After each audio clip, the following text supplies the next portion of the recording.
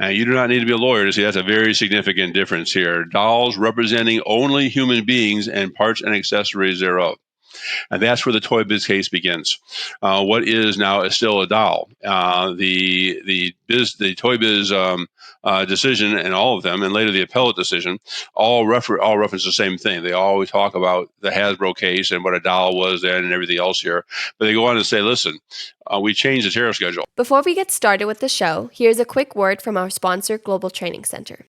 As trade compliance professionals, you want to make sure that your procedures and documentation are completed as correctly as possible to avoid any delays and possible fines. We provide a range of trade compliance courses that will fit your needs. From in-person or web training to recorded on-demand courses, we can train one or even thousands on your team through your learning platform or on our portal. We can even customize a private session for your team. Go to globaltrainingcenter.com to find out more. Hey, folks, we're in for a great show at Simply Trade Podcast. We had originally come up with a concept of a crime show, Simply Trade Crimes, which is a silly or witty way of saying, these are court cases that have been heard that are trade related. And so a while back at ICPA over in Orlando, I was sitting at one of the mixers or one of the networking sessions, and somebody mentioned this really cool case. And immediately I thought of one person that can do that. Well, a couple of people, but this one, Larry Hanson, I said, this guy would be perfect for this show. I think I might have even pitched it to you there in Orlando. And so now we're here talking about this case. So it's Marvel Comics it's not really Marvel Comics, it's their subsidiary Toy Biz against the U.S. government, of course, and it's on a tariff classification case. Really interesting. It is Marvel Comics. It's predominantly arguing that the toy figures, we're talking about like the X-Men and Spider-Man and et cetera, these action figures, whether they should go in a doll classification or an action figure or toy classification.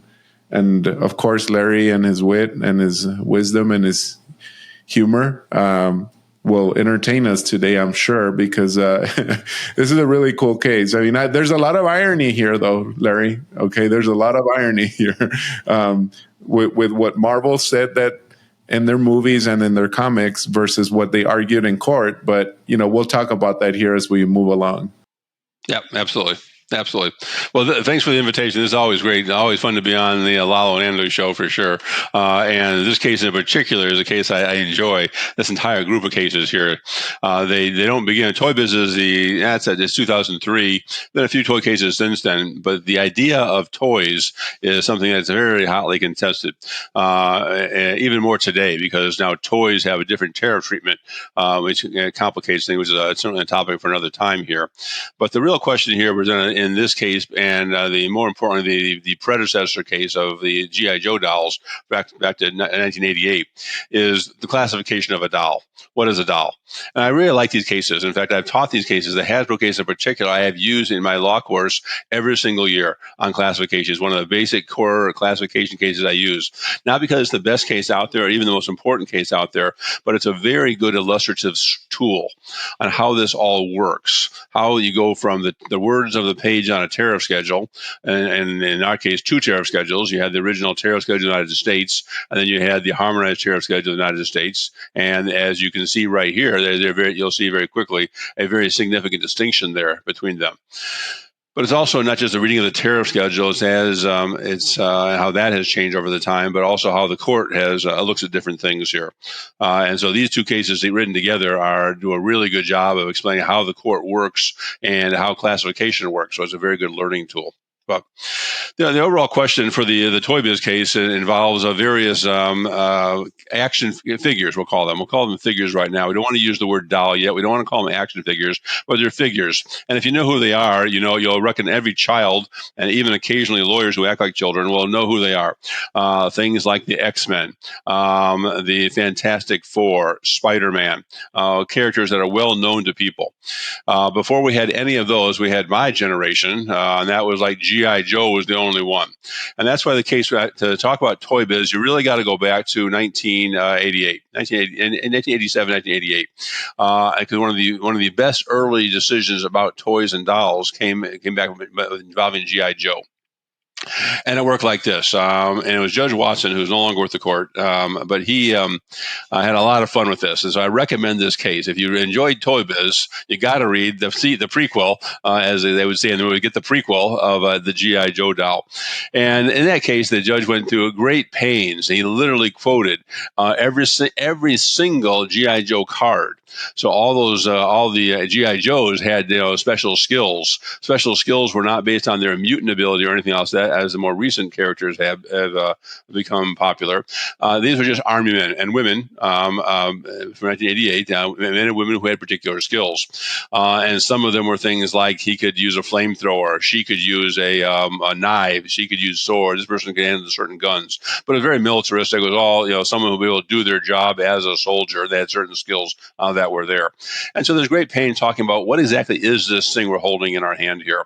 At this time, in 1988, they were about 3.5-inch tall things. They used to be 12-inch tall things, but cost of plastic is ridiculous. So, and kids' hands are small anyway. Why have a 12-inch one? You can have a 3.5-inch one. So, you have these small G.I. Joe dolls, Joe Joe's items, and they had to figure out the question of whether it's a doll or not. And of course, the answer is always you have to know this because the rate of duty depends upon that. Increasingly, literally under the last few months, certainly last year, the classification of toys, dolls, action figures takes even greater significance because some of them, if made in China, will have Chinese duty, some will not. So there's modern day references to the same issues that we talked about in 1988. But we'll stick with the 1988 call. The court in 1988 went to a great process of looking to what a doll was or what it was not a doll, and how it was used. For example, what is its primary purpose? Is it for display or is it for something to be played with? And the court concluded that this was not primarily for display. It is made it it's a toy for children to play with, and noted things like range of movement in the arms, the accessories that came with it. It came with a little toy gun. It came with other features that would be amenable to that particular G.I. Joe character. So they had accessories there as well. But the point is, it was a play toy. It was designed for children to play with. It was not designed to be a historically accurate picture of a soldier, although it has some realistic references. It was not designed to be an educational tool primarily of any sort, although you could actually read some things and learn things, I suppose. But overall, it was for children to play with. And the court reluctantly reached the conclusion, and I have to say reluctantly because it says in the language, we reluctantly are going to have to call this a toy. And so I do want to read you the last line, this part of the last paragraph, 2 sentences long, how the court concluded back in 1988, in Court of International Trade, Judge Watson. He says basically they're classified under dolls under 737.24 of the TSUS. Those have been around. We had the TSUS before the HTUS, a change which will become relevant in our later discussion here. But it's going to be a doll. Then the court goes on, quote, "For what it is worth, the court notes that this classification does not in any way detract from the respect which these figures deserve as representation of the human participants in the never-ending struggle between good and evil. Henceforth, each and every one of these figures must accept the fact that, for Tariff purposes and by judicial decision, they must face the world as, quote, real American dolls, end quote, period. Hopefully, they will meet the decision as to their classification with courage and pride." So Judge Watson had a lot of fun. He had a lot of fun. But basically, he said, "Hey, just play with kids. It will be a doll. It will be a doll." And G.I. Joe had to slink in there into oblivion as a doll. So a lot of fun with the case and everything else here. It didn't really end all the issues that were there. And a significant change very shortly after this was, and right around this time, the HTSUS was coming into play. And this was a very significant change. That's a whole other seminar about the transition between the TSUS, the HTSUS, how that happened and everything else here. It's something we can discuss another time here. But every lawyer around this time was poring over what is the differences between the tariff schedule of the United States and the HTS-US. In large measure, it was a lot the same, but not so here.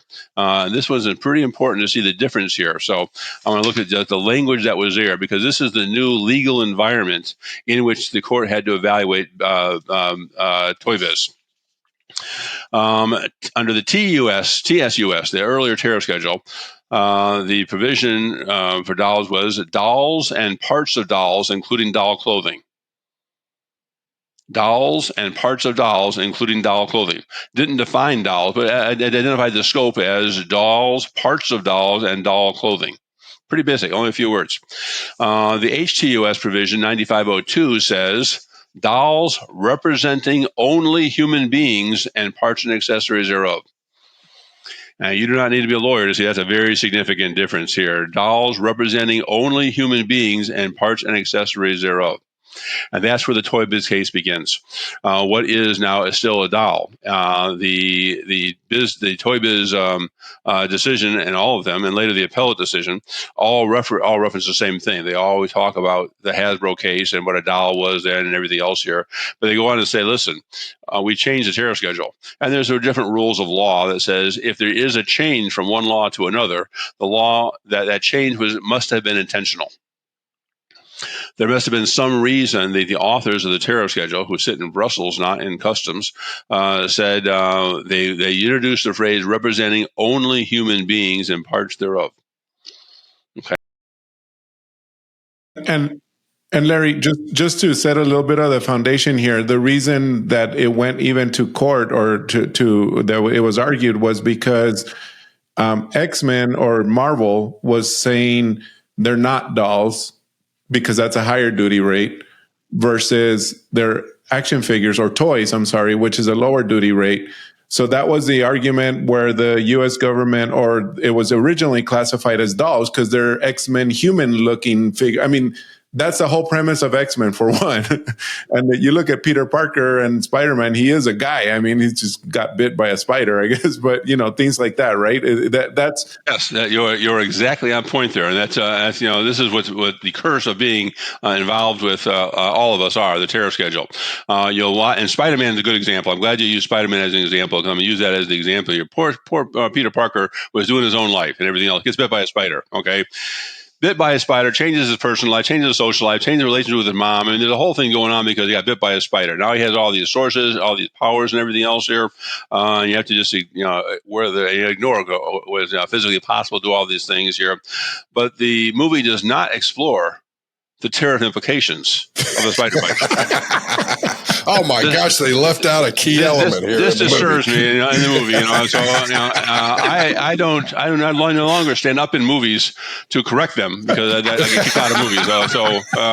And if you stand up and say, "What about the tariff implications of this?" and they don't, it's not appreciated. So I move on from that. Obviously, Stan Lee did not have that in mind when he wrote that. Right? That's the point. That's the point. But it is a good example here. Okay, and so going back to the case itself, the introduction of the phrase in the tariff scale representing only human beings is obviously a significant change here, and because that's the whole point of now Toy Biz, about whether it represents only human beings. And so the court goes through a good explanation of the two very important words that are there. Human beings is very clear. That was not one that was too difficult to figure out. Although since they've all lost their human being creatures, even by bitten by a spider, I think you could debate that point on a number of different levels. Maybe not a legal point, but have they lost their humanity? I think there's a deeper problem here. If you get bit by a spider and you lose your humanity, it's a concern of mine. But anyway, representing only human beings. What does it mean to represent a human being? And the court draws a distinction, for example, between representing human beings and resembling human beings. Now, there's an important difference. Resembling human beings, well, that's got 2 arms, 2 legs, and a head. That resembles a human being, because a human being has the similar features that are there. They don't use the word resemble human beings. They use the word representing human beings. And the court was pointed that distinction out, but then in the end was not horribly troubled by it. Do they represent something other than human beings? And that's the distinction you made between about the X-Men. G.I. Joe had no supernatural qualities. He had no special skills or anything. He was a trained soldier, and that was his only weapon. That was his only skill. Very unimaginative. Back to the 80s, and then G.I. Joes go back to even before that. There's actually a case, the M. Pressler case, I think it's called, goes back to 1950, where you had toy soldiers. Toy soldiers, some of us will remember, those little plastic things about that big, and you get like 80 of them. You lose like 40 of them until you move the couch when you move, and you found 37 of these things under the couch. They're all over the place. And they're still free on reconnaissance somewhere. Exactly. Reconnaissance is perfect choice. They're still going there. They're not reconnaissance until you move, and you find them all. They come back and go to the VA hospital and get melted down or something. I don't know. But the point is that toy soldiers were there. And that was a distinction. A toy soldier was not a doll. Okay, and that was a distinction that was made back in 1950 and then all the way through 1988 here. So now you have this new development here. You have a new creature. You have a new animal. You have a new thing. And let's use Spider-Man as the example, because that's the easiest one, I think, to look at, or maybe in some ways the most problematic. Because Peter Parker was just a human, and he starts off as a human. Okay, and then he has the event. All these people have an event. With all of a sudden, they either get hit by lightning, they get bit by a spider. Some event occurs, and now they have an additional power they can use to do these things. It's a very fascinating thing about the powers they have and things like that. You never have like someone who's very logical and reasonable, super lawyer. That's the action figure I'm looking for. With the exception of the X-Men, because those are mutants, remember, and that was part of. So I dug in and I did my research and I try to kind of tie this. The beginning of X2, the movie from the X-Men Unite. I thought that was really cool because I don't ask me how I found it. I just found it.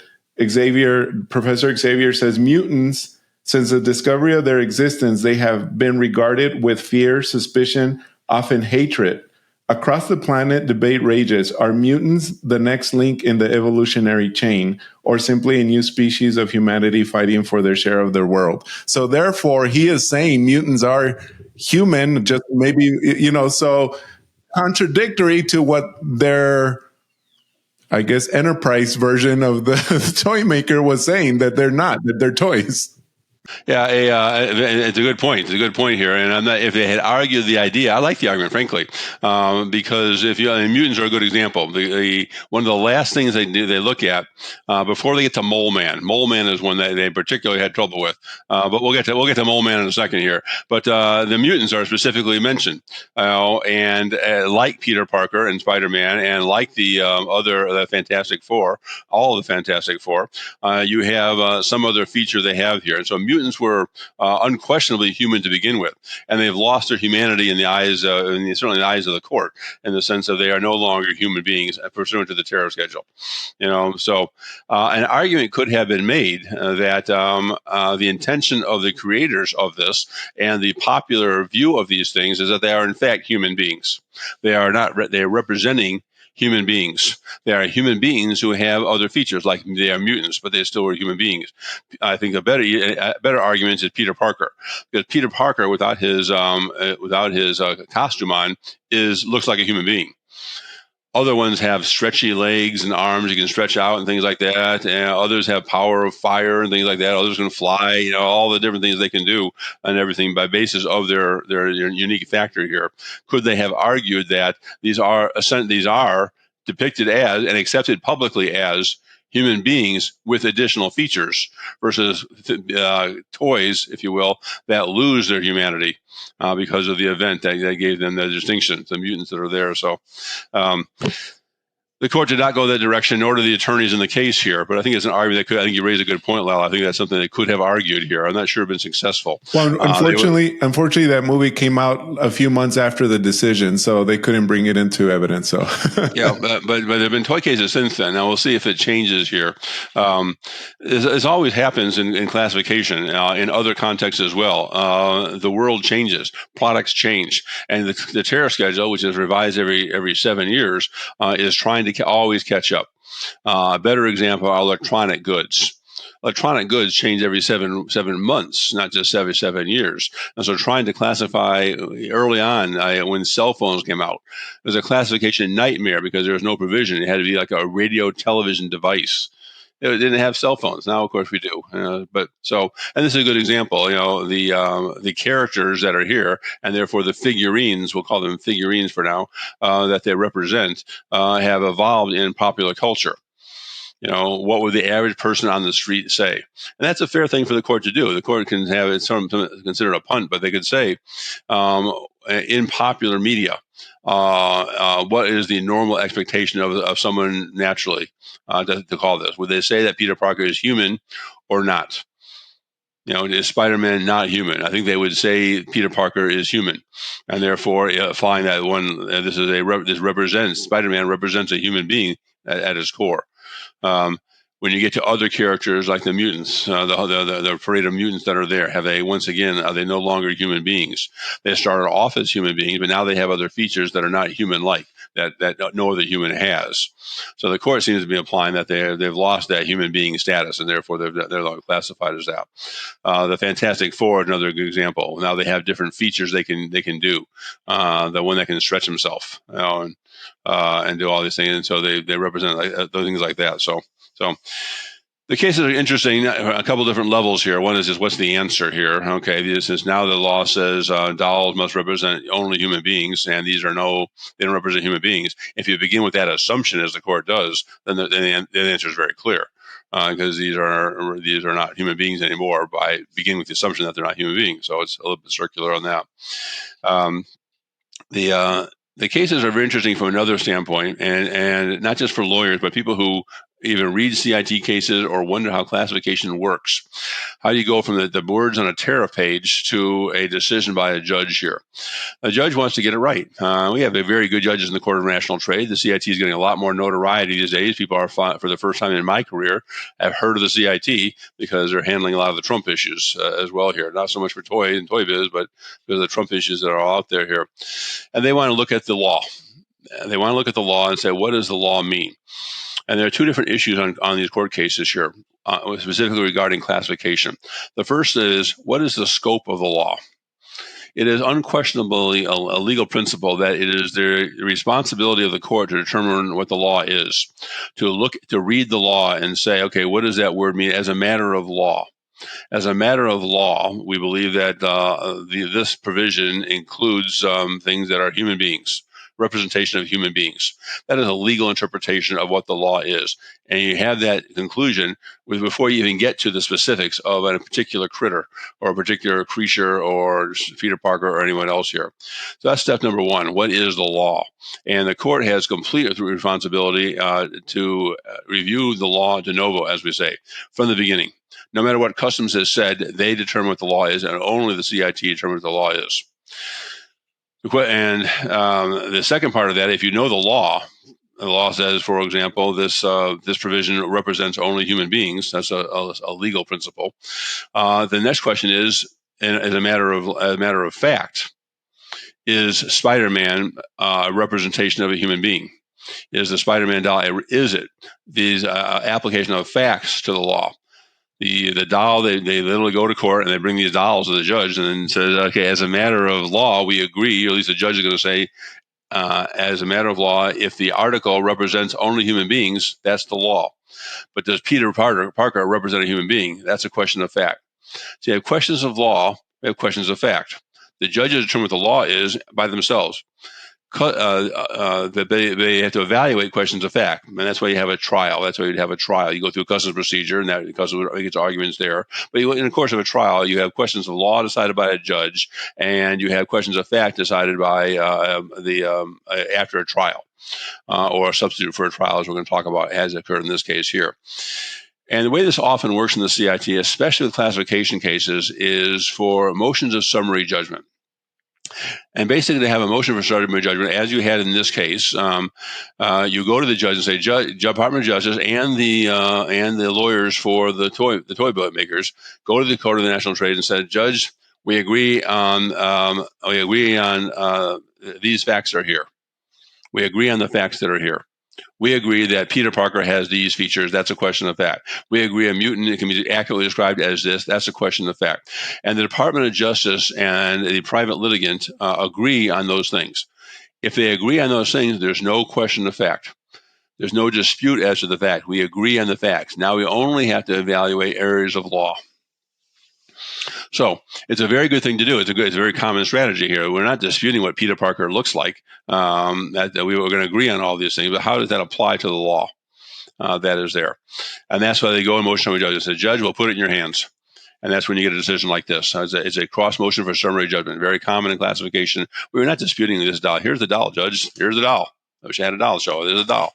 But how we apply these facts we agree upon to the law is your job, judge. Give us the answer. And that's what the judge does here, and does that. And you don't necessarily waive right of appeal or anything. You can still say the legal principle decided by the judge was in error. And you can still appeal the question, that application of the law to the fact, or the interpretation of the law by the judge. So that's what happened here. We had a motion for summary judgments here. The advantage of all this is you avoid a trial entirely. The expense of a trial is out the window. The uncertainty of things, you control more things that are here.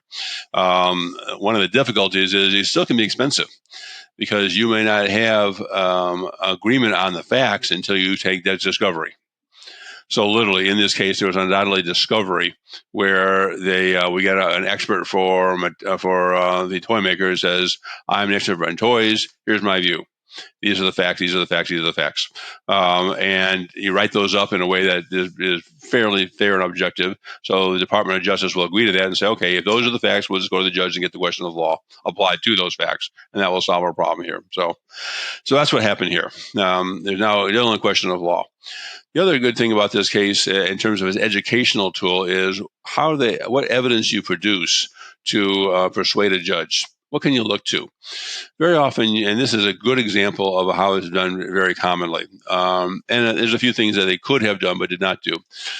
A very common thing to do if you're trying to interpret a word, what does the word doll mean? That's central to the case. What does a doll mean?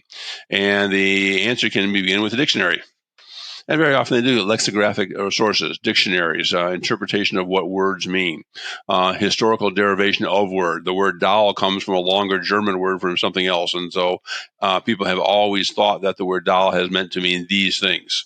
So looking, just as lawyers like to do, very closely at parsing out the words can help demonstrate what the law really means here. So lexicographical definitions, like, for example, a dictionary can be useful, and was used here. Another thing you can do is what's done in the industry. What does the word doll mean in the general public? If you ask a person to say, is this a doll, they would have a visualization in mind here. I think if you ask the average person on the street about what is a doll, they would think of something, a very famous doll, like the American doll, American Girl dolls. Okay, most people would say that's a doll. They don't have a dictionary definition. They don't have experience in parsing out in court. They just have a common sense definition of what this is a doll. So I've seen dolls before. That's a doll. So huge industry. It's amazing to me how that all works. And the number of American Doll things I bought from my nieces and nephews, my nieces, to be sexist. Yeah, it's a great industry. They do very, very well for themselves. So, but that happens as well. You would literally have people in court who will say, I am the toy guru. I have written every book on what a toy is. I know all about toys. I did the whole my life on toys. I'm a toy expert. And in my expert opinion, the word doll would include a G.I. Joe, but it would exclude X-Men. They would draw the line there. Now you have a piece of evidence that is arguably objective, and allows the judge to make a decision based on that. So that's a common thing to look at as well. And last, and not in the same order, I should have done this in a different order here, but is just other sources of information which are referenced here, and that is they would not have been referenced under the TSUS, and that is the explanatory notes, for example. The explanatory notes gave some clues here as well that lent toward the final decision in Toy Biz that were here. So, So those are the steps we got to get. You got to go to court here, and then the court wrestles with all these things here. They go through one by one. They sort of grouped them up there into different things here. They ended with they had like the most general ones, the Fantastic Four, for example. I think was the first thing they looked at here. And the X-Men, yeah, here they are. The X-Men, various X-Men figures that were there. They go through them all, and then they got to the mutants, Professor versus Magneto. Uh, so the court wrestles through all those. Now, this case also had a few ancillary issues. I'll only briefly touch upon. They weren't that interesting, but they're good to think about. The marketing of these various toys included various accessories of different sorts here, and that led to an interesting discussion about what an accessory is. So, for example, a couple of different things that were accessories. One is they had a thing called the X-Men projectors. I have no idea. I've never seen an X-Men projector, but it comes with film disc and strips of frames that will actually show something. You can place it on the wall. You can say, okay, here's a projector. And this was now considered, was that an accessory to a toy or not that was there? Projector from the wall or not here. So they waded into that. What is an accessory? There was a character called the Jumpies. The Jumpy was a specific doll, if you want to call it now a doll, and that was also came with the trampoline. And the question is the trampoline an accessory or not here? And the court said, it's close enough. It's the essential character of this combination. They went straight GRI and said the trampoline is an accessory to the Jumpy. It may have been a little bit of a stretch here because it's a doll with or without the trampoline.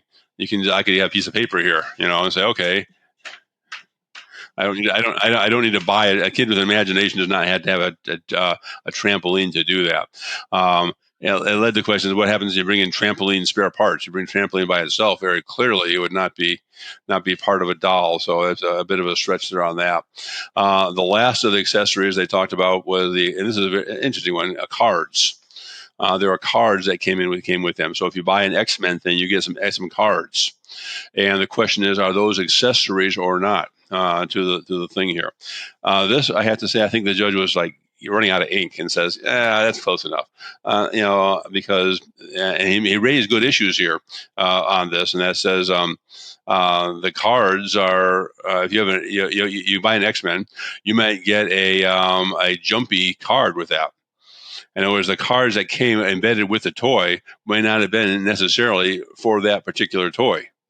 So there would be something along the lines of like, baseball cards as we have like players. Okay, so it gives here's their collectible cards is what they. Yeah, exactly. So you're buying two different products, really. You're buying the goods, and in all fairness, we'd have to all agree. I think that if you're buying the toy, you didn't buy the toy for the cards. The card was an additional add-on to increase interest in these things, and so you buy more things. I don't know if you could buy the card separately, like you could a baseball card or not. I don't know if you got bubble gum in there or not. Like when I got baseball cards, you got bubble gum.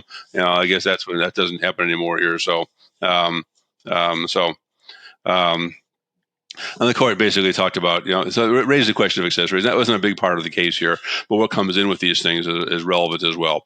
And largely they went with straight GRI analysis here, and that is if you have a combination good, which one has the essential character? Well, if you frame it that way, then the answer is very obvious. The essential character of a toy with cards or a toy with a trampoline is the toy itself, not the cards or the trampoline. So if you begin phrasing the question that way, it's going to answer it that way. So the cases. So I like these cases for a couple of different reasons. One of them is they're a good education on how this goes to the CIT. They are fun cases to talk about in the CIT. Others are more mundane, but the same process is the same, whether it's going to be a toy or, for example, some obscure scientific instrument. What is this thing? I had one recently with an oxygenator. We had to define what an oxygenator was. What is the purpose it serves there, and how it actually works on those things here. So classification cases are particularly interesting cases to read. If you really like the puzzle and how you approach these things, the average person in trade can do a good job in this already. The average person in trade would understand GRIs. General rules of interpretation. They would say, okay, if we have a combination good, we can answer the question of what it is by looking at the essential character of the good that is there. These are concepts that a custom house broker or an average person in trade would know. When you get down to how to best present that to the court, that's more the lawyer's province. I think lawyers would be arguing the case, and it's fun to do. It's fun to go in front of the CIT and argue about these things, about what is these things. You are attaching obscure to non-lawyers, obscure rules of law interpretation, and you're coming to a conclusion that all cases will save your client money. We're going to see a lot more of these now because if you have the Trump tariff providing exceptions for certain toys, it's going to make a difference whether it's a toy or not. So you're going to see a lot more of these kind of cases now because there's more at stake here. If it was a few percent duty, I mean the GI Joe case was basically like a 6 percentage point differential. And if you're bringing in hundreds of millions of dollars of things, 6% difference is worth fighting for. That's what we have here. And now you have the same thing where you may or may not be subject to an exclusion, a 232 exclusion of some sort, if you have certain things that are there. So we're going to see a lot more of these type of cases like this, but these cases are good examples of how these cases are brought to court and how the court looks at these things, the kind of evidence you got to have to be able to move your case. So I've always enjoyed speaking on these cases. So you basically that what they're trying to do is these items were originally in this particular case classified as dolls.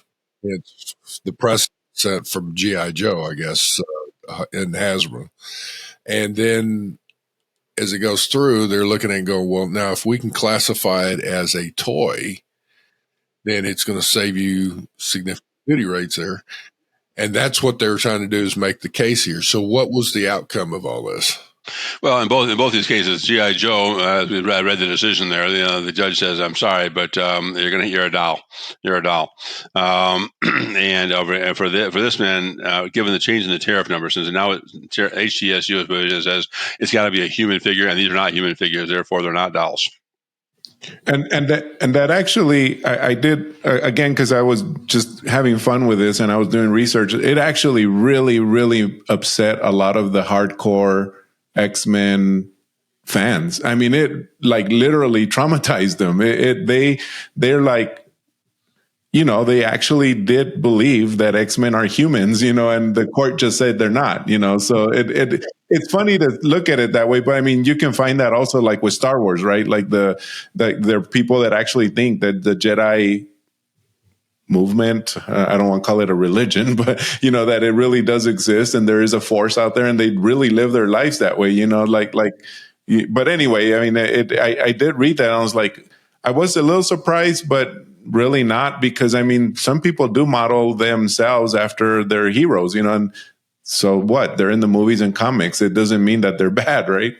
Yeah, no, that's definitely true. You can imagine other things. You have, something as hard and fast as the tariff schedule, as dry as it can possibly be. What is the definition of the tariff schedule? As dry as you get here, versus popularity. The public culture out there, and the public culture may have a different view on these things here. That's the point I raised here. Could they have argued that point here, if the definition of something, what is or is not a doll, is a question that the judge wanted to look at here? Could they have looked at what does the average consumer of these goods refer to these characters as? And these are still plastic manifestations of a live thing. We're not classifying the X-Men. We're classifying depictions of the X-Men. So I think there's a distinction there on that. So that may have changed things as well here. I don't think it would have changed the court decision. I think the judge would say, "Look, we got to look at the law." And the law is this is an article that is played with more than anything else here. It is. It's made popular by things like movies. This is an industry. You have the money. You start with the movie, and so someone creates that bit of art, and then they have the merchandising surrounding that. And the whole purpose of merchandising is to make money on the movie, and the stories that are there. So who buys these things here? Predominantly kids, or parents buy them for their kids. There are certainly those who would buy them for collector's items, and they will be collector's items. I think people collect things like Batman things from from Robin, things like that from my youth. So collector's item, but primarily they're used by children to play with. So the question is now, they're not going to think any more than that. That's a primary purpose of these things. So I think if they made the argument that these characters are seen as human beings and therefore a depiction of them should be treated as human beings as well, I don't know if that would change the result here or not. But that's an argument that could have been raised, and it was not raised here. So be interesting to like Batman, Robin, that those are humans, and G.I. Joe, those are humans that they're in the mask as far as Batman and Robin goes. But what about Superman? Superman looks like a human, but he is an alien completely.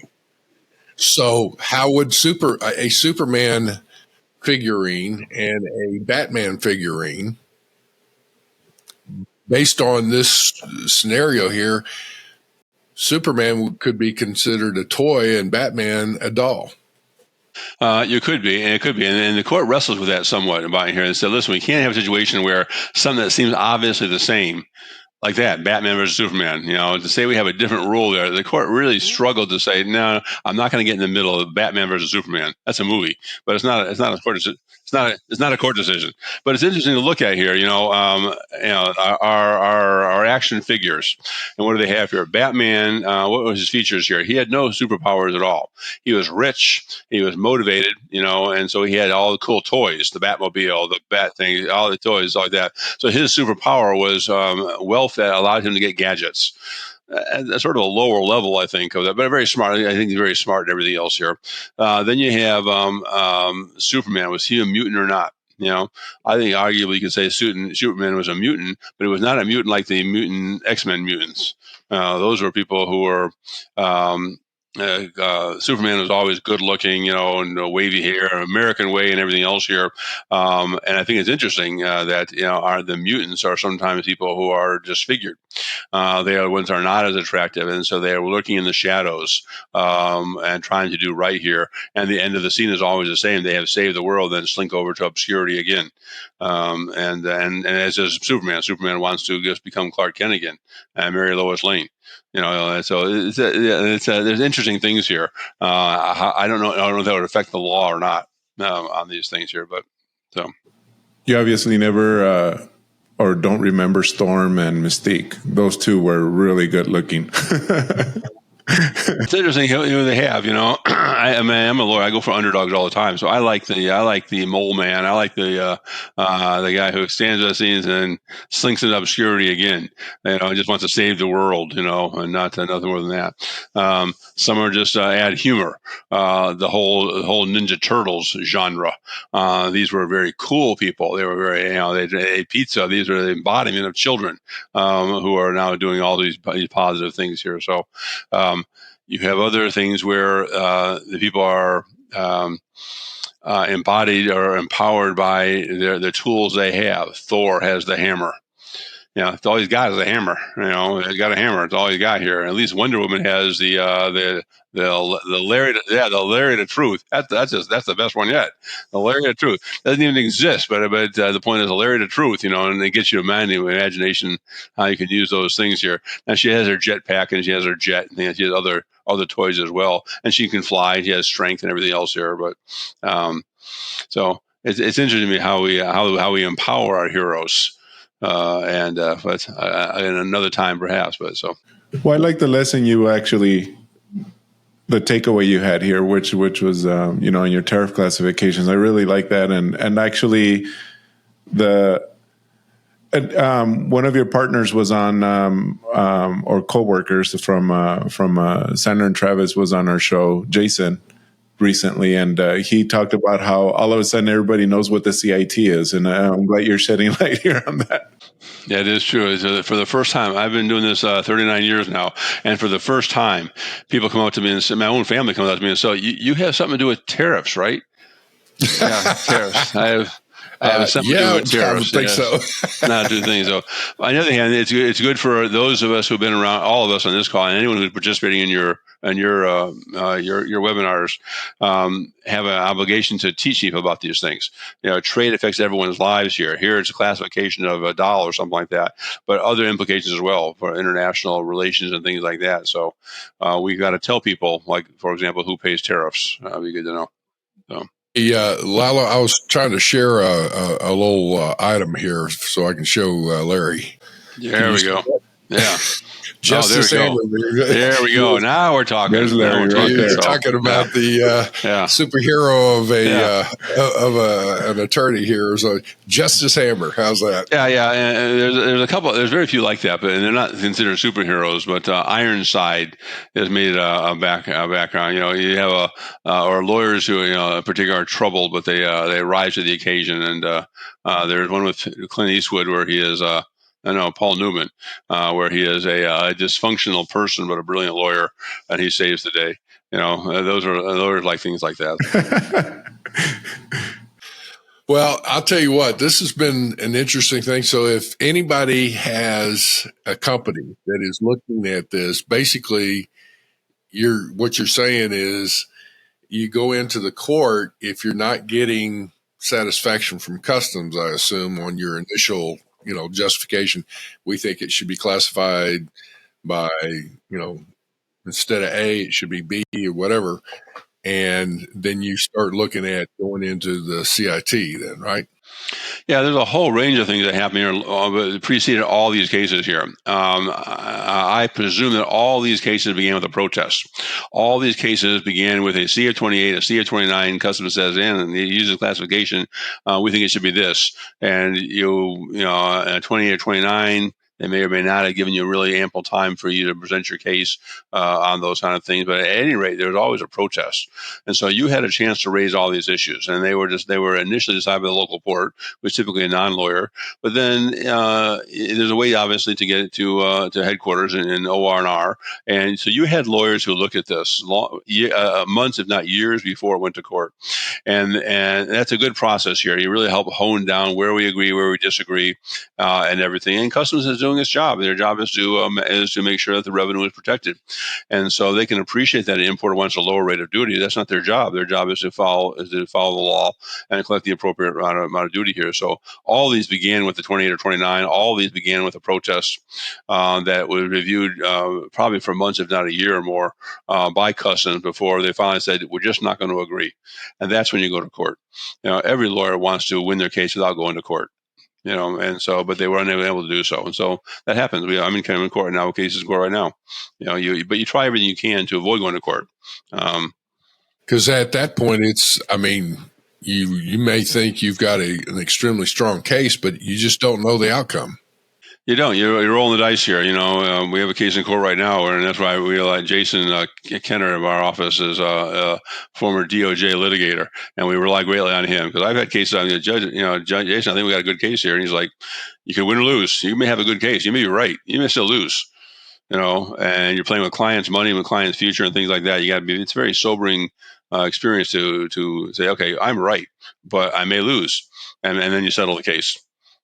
We've had people on that have talked about you trying to do tariff engineering to legitimately change the tariff of an item. So you've got a nightstand, and it's like, you know what? If we put a marble top on it, we can change the classification on it. Great. But then what they don't realize is they may step into an anti-dumping or a CVD type case. Yeah. This is where you want to make sure my best case, I had an example once. We had a toy.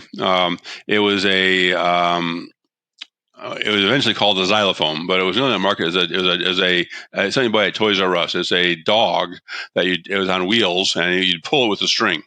Okay. But on the back of it had 8 metal bars, which sort of a xylophone, and you came with a mallet. You could play with this thing, and they said, "Okay, is that a toy or not?" Toy, in this case, was a higher rate of duty, and we wanted to say, "No, that is a musical instrument." And we did not have to go to court. We went to Customs and said, "Okay, I know you bought a Toys R Us. It looks like a toy. You're buying it as a toy. I get that entirely, but It meets the definition of a musical instrument pursuant to the tariff schedule. These are notes, not just hunks of metal you bang on. These are actual notes. You could play a song on this thing. Therefore, it's a musical instrument. Customers didn't immediately agree, but they eventually saw the wisdom of that position and agreed with us, granted our protest, and we prevailed without going to court. So it's incumbent on people who really understand the nuances of tariff classification. Tariff engineering is a legitimate thing, and customers would agree with that. If you follow the rules of classification, we're going to give you the answer you want. If you stretch those rules, we're going to have to talk about that, and that's fair. That's their job. That's understandable. Well, I think we need to wrap up here because this has been an interesting deal, and I may be thinking of you as Justice Hammer from here on out. Come out with the gavel there, and like I say, if you could choose what weapon you'd want, the lasso of truth is really good. I like that a lot. A lawyer could use that. So. That would be fantastic, or a like Thor's with his hammer is like having a gavel that is full of gadgets or something. Yeah. So, Anyway, Larry, thank you so much for this, and I will say that again, this is one of those things where looking, folks. International trade is not simple. It is very complex, and it's why you need to get your experts in and put your information together, and then get you a trade lawyer if you have to, or a logistics or compliance expert for whatever function and need that you have. Is what I'm taking out of this. This is interesting. One takeaway would be sooner rather than later. We have clients who come to our office who had a legitimate good case here, and it's too late. If they missed the protest opportunity, the court, even if you're 100% right, can't decide in your favor. So timing is very, very critical on these things, or discussing that with a lawyer or another expert who can help you prior to importation is something to consider. Most of our clients are, frankly, people who do it wrong. They've done it wrong, they got caught, and now we have a debate about that. Sometimes it's a fair debate, sometimes the client's wrong, but sometimes it's a question of interpretation. But it's an interpretation you should have done before you built the plant in Vietnam, before you imported. So sooner rather than later, I would take away. Yes, definitely. Well, Lalo, any last words from you before we close up? Thank you, Larry. Thank you so much. You fully delivered here, and that was perfect. That's exactly what we wanted. Well, the great case is always fun, guys. Always fun. Awesome. All right. Have a good one. Appreciate you. And folks, like us, share us, keep going because we are growing. So thank you. Thank you very much for joining us. Simply Trade is brought to you by the generous contributions of Global Training Center. You can follow the show and GTC on LinkedIn or Twitter and other social networks. Make sure you check out the show notes in the description for a full rundown of today's show with all the important links. Also, make sure that you share this with a friend and subscribe on your favorite streaming platform. We really like hearing from you. If you enjoyed the show, make sure to rate and review wherever you listen to this podcast. If you or someone you know would like to be a guest in the show or would like to sponsor Simply Trade or suggest any topic you would like for us to discuss, please contact us via email at simplytrade@globaltrainingcenter.com, or you can DM us on Twitter at simplytradepod. Thank you again for the privilege of your time. Happy trading. Simply Trade is not a law firm or an advisor. The topics and discussions conducted by Simply Trade hosts and guests should not be considered and is not intended to substitute legal advice. You should seek appropriate counsel for your own situations. These conversations and information are directed towards listeners in the United States for informational, educational, and entertainment purposes only and should not be substituted for legal advice. No listener or viewer of this podcast should act or refrain from acting on the basis of information on this podcast without first seeking legal advice from counsel. Information on this podcast may not be up to date depending on the time of publishing and the time of viewership. The content of this posting is provided as is. No representations are made that the content is error-free. The views expressed in or through this podcast are those of the individual speakers, not those of their respective employers or Global Training Center as a whole. All liability with respect to actions taken or not taken based on the contents of this podcast are hereby expressly disclaimed.